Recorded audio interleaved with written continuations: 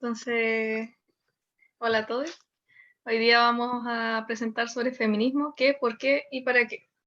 Entonces yo voy a partir diciendo el qué, que entre nosotras conversamos que el concepto de feminismo es súper amplio, hay muchas corrientes, entonces es muy difícil poder definirlo. Así que decidimos que al final de esta presentación podamos conversar qué creemos cada una, entre todas quizás crear algo y yo ahora les daré como una pequeñita pincelada sobre la historia de cómo las mujeres pudieron entrar a la universidad, especialmente para la carrera en medicina.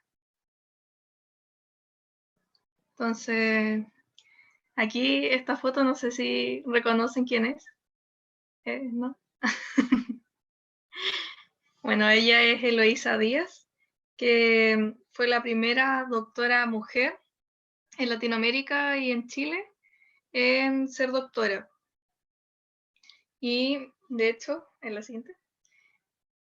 Si uno ve la fecha en la cual se graduó, que fue el 3 de enero de 1887, y lo compara con esta nueva fecha, es, aquí aparece otra doctora, y esta es Ernestina Pérez, que también se graduó, pero solamente 3 días después o sea, 7 días después de Eloísa Díaz. Y que uno siempre recuerda a Eloísa Díaz como la primera mujer, pero nunca, como que olvida a todas las demás que estuvieron detrás de ella, que el caso de Ernestina Pérez, y por eso nosotros nos pusimos el nombre del eje de feminismo Ernestina Pérez. Y es importante que no nos dejemos como tapar la historia, la memoria de las mujeres con un tema como de competencia o la primera en esto, en lo otro, sino que como que todas formamos parte de la historia y vamos generando pasos y para generar el camino para todas. Bueno, aquí aparece una fotografía del decreto Amunátegui, que se firmó el 6 de noviembre de 1877, 10 años antes de la fecha anterior de cuando salieron las primeras doctoras. ¿Y qué hacía este decreto? Este decreto permitió que las mujeres pudieran entrar a la universidad. Eso sí, es muy curioso porque en Chile se permitía a las mujeres poder entrar a la universidad, pero aún no habían colegios estatales, fiscales. Entonces, claro, las mujeres podían entrar, pero no se aseguraba una vía como para poder estatal, para que pudieran entrar. Entonces, las primeras mujeres en entrar a la universidad venían de colegios particulares. Y algo que hay que ser muy crítica es que este decreto se llama Amunátegui, todos lo conocen así, pero resulta que quienes estuvieron detrás de este proyecto fueron dos mujeres directoras de colegios de mujeres y que también se han ido olvidando. Entonces hay que rescatarlas, que era Isabel Tarragó y eh, la otra directora era Lebrun, que son colegios que, bueno, si les interesa el tema, van a ver que muchas doctoras y profesionales salían de esos colegios. Bueno, aquí en esta fotografía aparecen las primeras votaciones en las cuales pudieron participar las mujeres, que aquí en 1934 fue la primera vez que las mujeres pudieron votar en las municipales y después en 1950 en las presidenciales. Y un como dato curioso es que en 1800, no recuerdo bien la fecha, pero en 1800 eh, unas mujeres de San Felipe no, la anterior, fueron a inscribirse para poder votar. Y resulta que no estaba estipulado en la ley que algo que dijera como las mujeres no pueden votar, sino como que toda persona como ciudadana del país de Chile puede votar. Entonces como que está muy abierto a que cualquiera lo pudiese hacer. Pero finalmente no las dejaron votar y recién 40 años después de ese suceso hicieron una ley que dijera como las mujeres no pueden votar.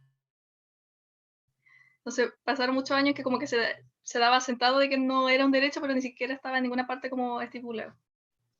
Dale, la siguiente.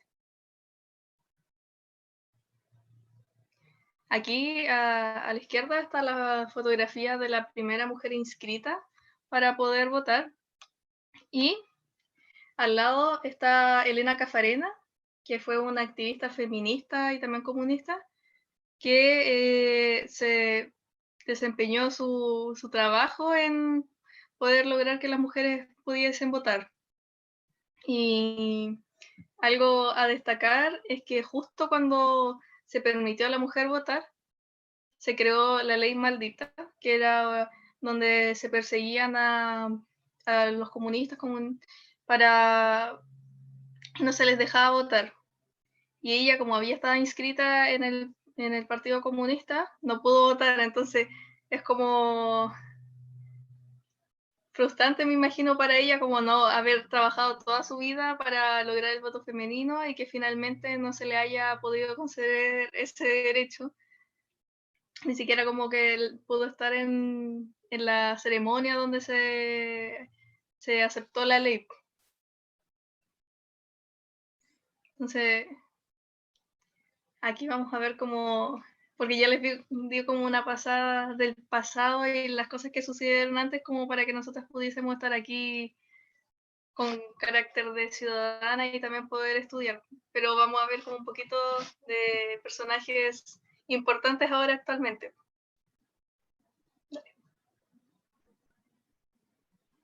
Entonces aquí tenemos a Michelle Bachelet, que es doctora y que, bueno, todos las conocen, que fue la primera presidenta chilena 2 veces y ahora está en la ONU y que contribuyó mucho en su mandato para que se pudiese despenalizar el aborto en 3 causales.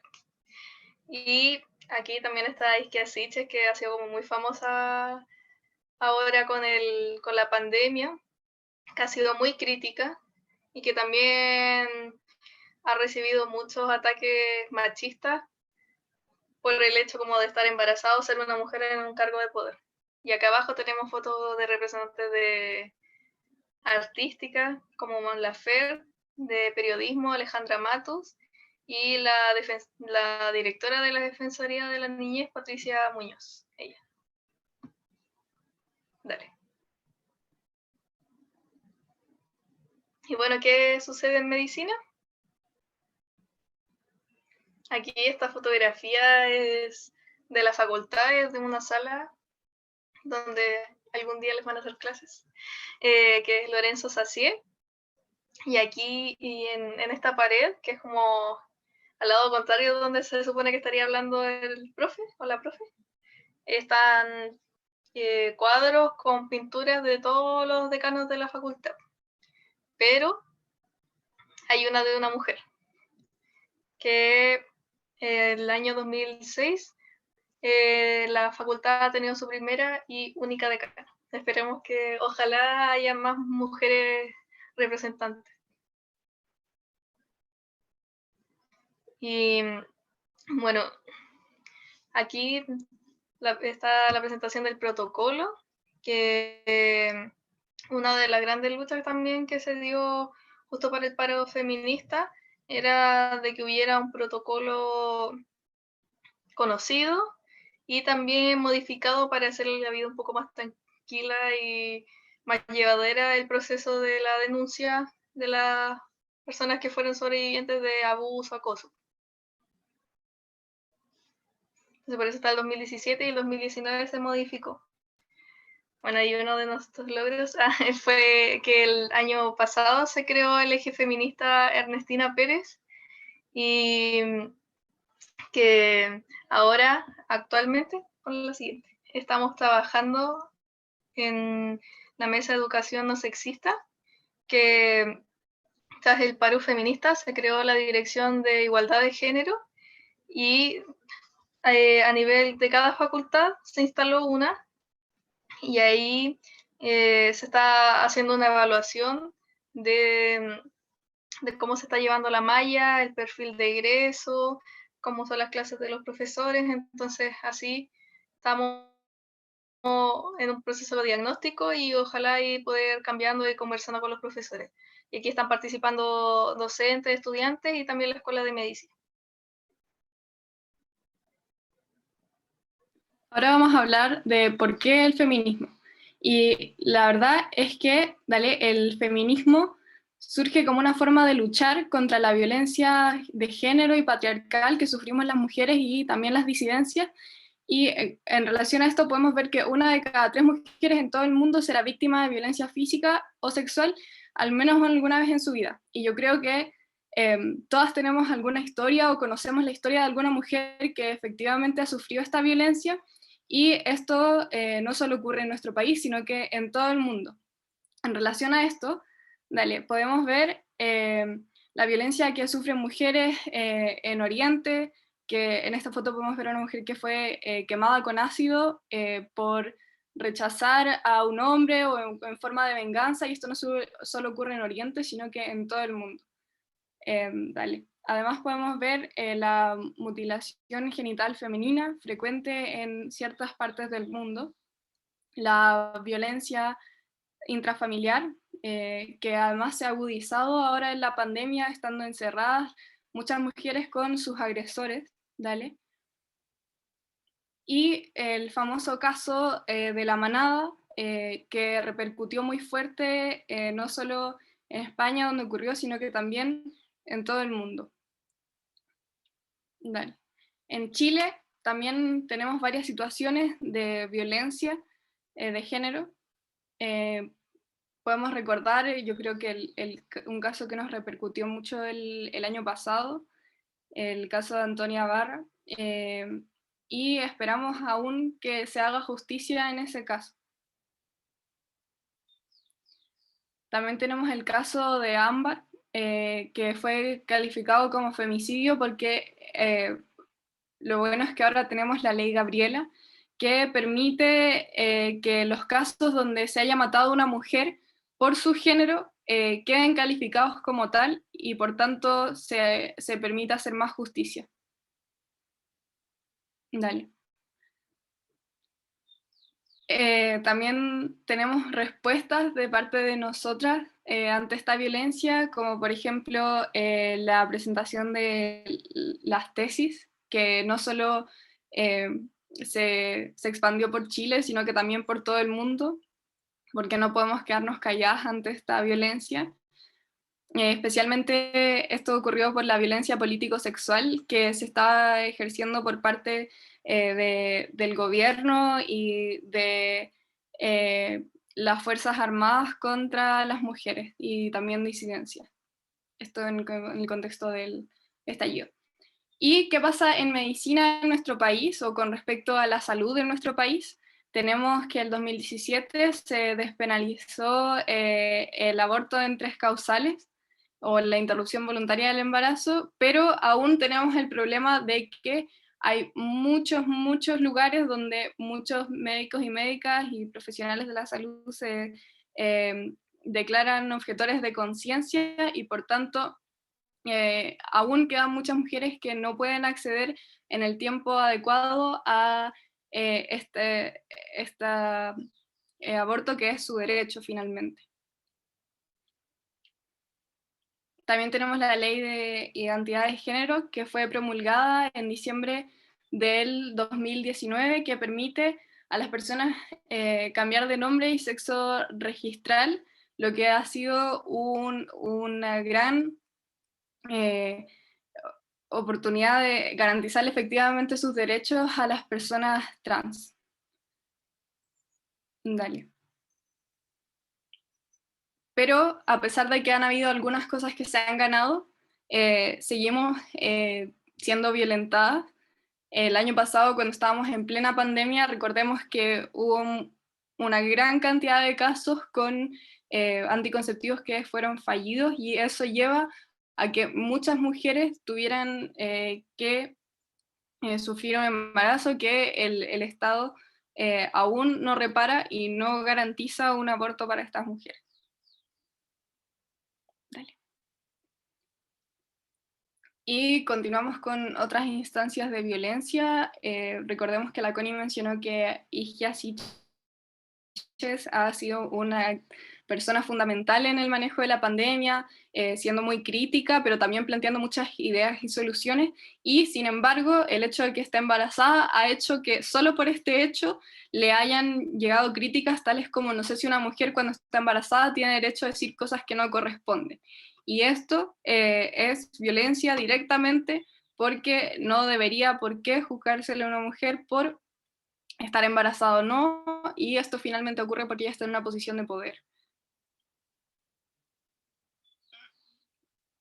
Tenemos también nuestro subsecretario de redes asistenciales, Alberto Duñac, que ha recibido demandas por vulneración de garantías fundamentales y especialmente ha emitido declaraciones como que las enfermeras no son inteligentes ni deben serlo, basta con que sean bonitas, y finalmente esto es violencia y lo vemos continuamente de parte de nuestras autoridades, hombres muy machistas que están en puestos de poder y ellos toman decisiones sobre nuestra vida. Entonces es muy, muy importante que estemos súper atentas y podamos luchar contra que estas personas estén en estos puestos de poder.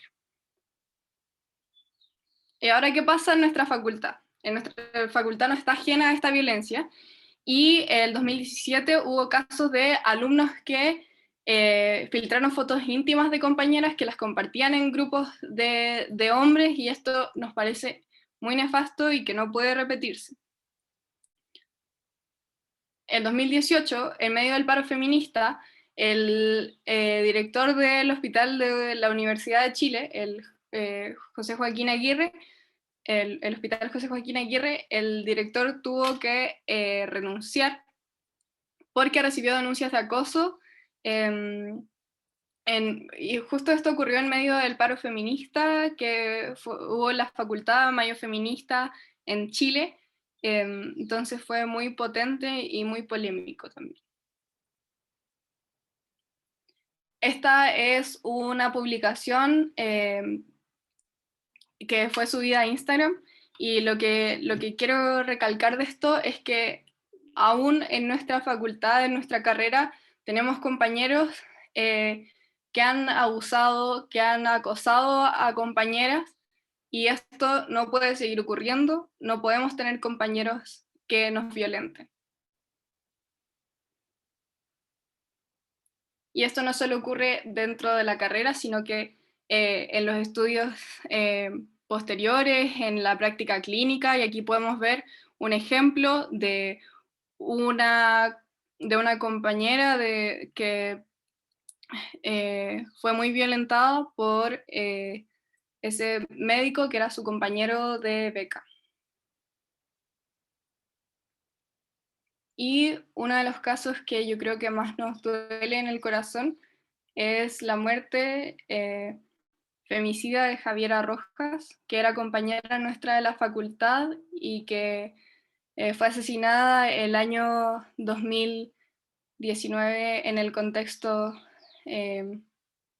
justo estábamos en el contexto del estallido social, entonces la verdad es que esto nos tocó mucho, y ahí estábamos como facultad gritando por ella.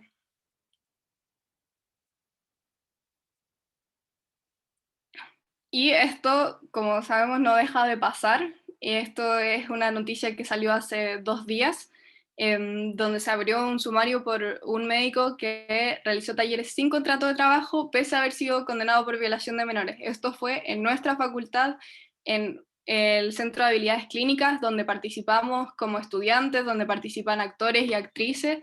Entonces no podemos permitir que esto siga pasando en nuestra facultad. Y ahora vamos a hablar un poco del consentimiento, que es súper importante. Espérenme un poco que voy a compartir sonido también.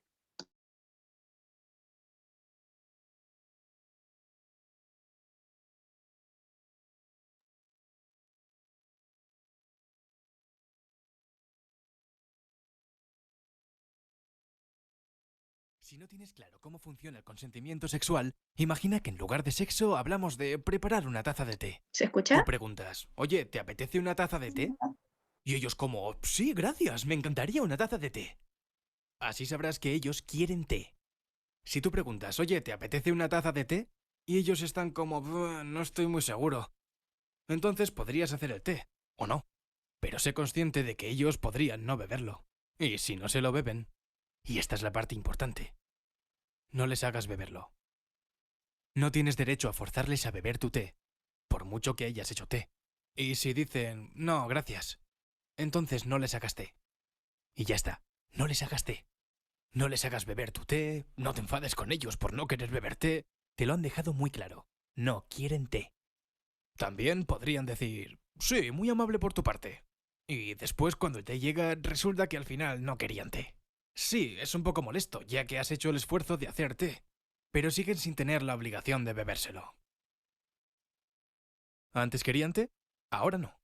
Algunas personas cambian de opinión en lo que tarda una tetera en hervir y en añadir la leche. Y no pasa nada porque la gente cambie de opinión, y tú seguirás sin tener derecho a hacerles beber tu té. Y si están inconscientes, no les hagas té. La gente inconsciente no quiere té. Y no pueden responder a la pregunta, oye, ¿quieres una taza de té? Porque están inconscientes. También es posible que te dijeran que sí cuando todavía estaban conscientes y les preguntaste si querían té. Pero mientras ponías a hervir el té y añadías la leche, ellos se quedaron inconscientes. Ahora tu deber es tirar el té, asegurarte de que la persona inconsciente está a salvo y, sobre todo, no le hagas beber té. Vale, antes dijo que sí, pero ahora está inconsciente, y las personas inconscientes no quieren té. Si alguien quiere té, empieza a beberlo, y antes de terminarlo se desmaya. No sigas metiéndole el té por la garganta. Asegúrate de que están a salvo, porque la gente inconsciente no quiere té. Créeme. Aunque alguien quisiera té en tu casa el pasado sábado, no quiere decir que quieran que les hagas té todo el tiempo.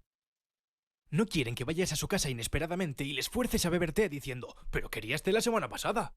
O despertarse y encontrarte metiéndoles té por la garganta diciendo, ¿pero anoche querías té? Si entiendes hasta qué punto es ridículo forzar a la gente a beber té cuando no quieren té, y eres capaz de aceptar que la gente no quiera té, ¿por qué es tan difícil de entender cuando hablamos de sexo? En el té y en el sexo, el consentimiento lo es todo. Y ahora, si no os importa, me voy a hacer una taza de té.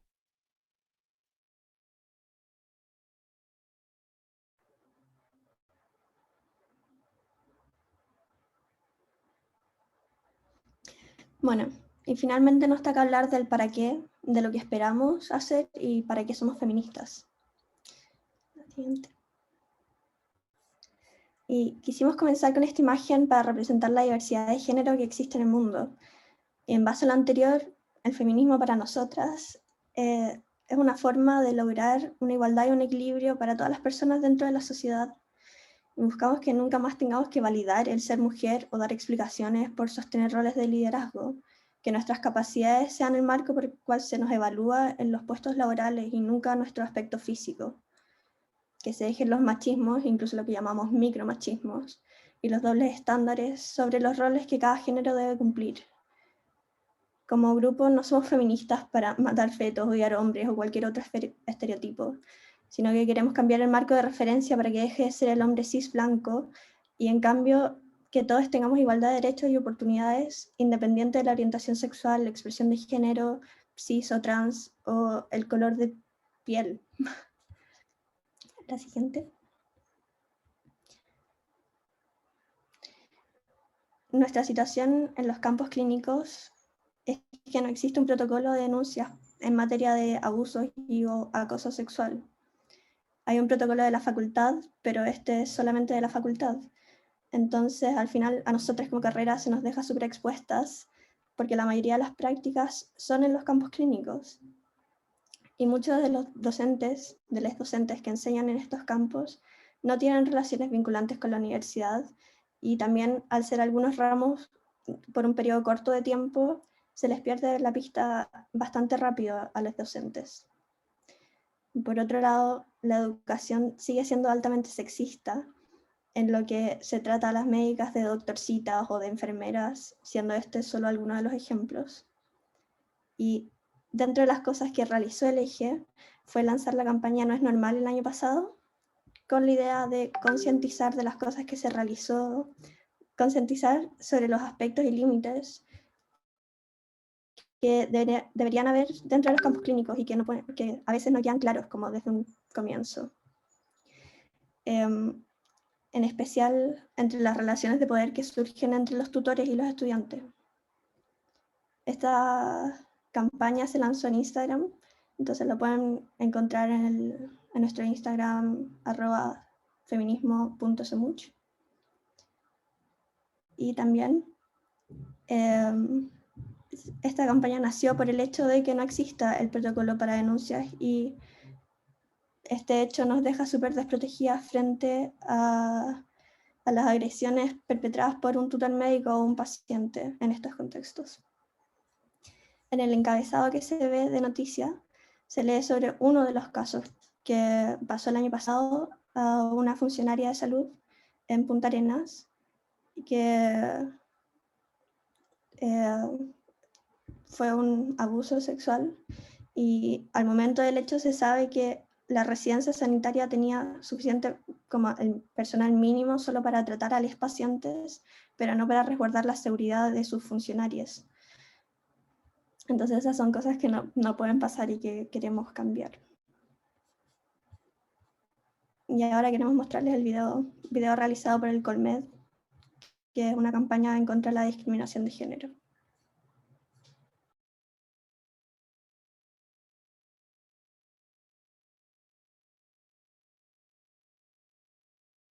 Somos médicas, trabajadoras de la salud. En el último tiempo han salido a la luz casos de acoso a las mujeres en diversas áreas. Nuestra realidad no está libre de estas prácticas. Frente a esto, no podemos callar. En salud también hay discriminación contra las mujeres. Vivimos diversos tipos de violencia de género en todas las etapas de nuestra práctica. Durante la carrera es cotidiano el humor sexista y común el acoso sexual. En el pregrado son tus compañeros, en el internado, tutores o becados. Hay diferencias de trato y discriminación en los métodos de aprendizaje. Nos dicen que hay especialidades para hombres y otras para mujeres. Las entrevistas finalizan con cuestionamientos sexistas. Cuestionan nuestro poder de decisión y nos excluyen por considerarnos temperamentales. Invalidan nuestras aptitudes solo por no pertenecer al género masculino.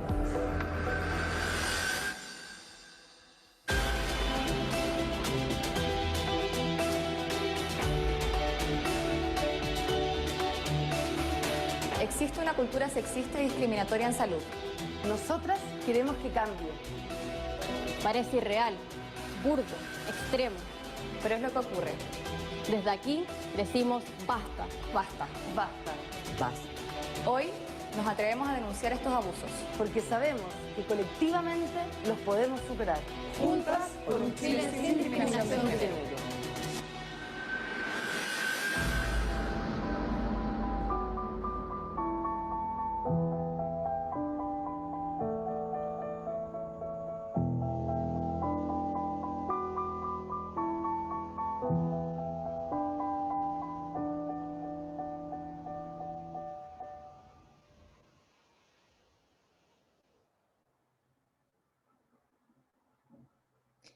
Bueno, para hablarles un poco de la IGEN, dentro de la universidad vamos a encontrar a la Dirección de Igualdad de Género, que la IGEN trabaja en impulsar proyectos y políticas antidiscriminatorias y que garanticen la igualdad de derechos y oportunidades. La IGEN comenzó siendo central, o sea, parte como de toda la universidad, y después se hicieron DIGEN local, que es por cada facultad. Y dentro de los integrantes de la DIGEN local podemos ver ahí a Paola Soto, que es la directora de la DIGEN, a Denise Quijada, que es la socióloga, a Paulina Larraundo, que es la psicóloga, pero desde ese entonces igual creo que se han unido más personas a este grupo. Y en la DIGEN también, a raíz de la Mesa de Educación No Sexista, ya se lanzó un curso piloto y en mayo partiría la versión oficial, que es para los docentes sobre género y salud. Y todo el equipo de la IGEN se ha movido mucho y ha hecho un trabajo importante que esperamos que sus frutos se vean a futuro y ojalá en un futuro cercano. La siguiente, por favor.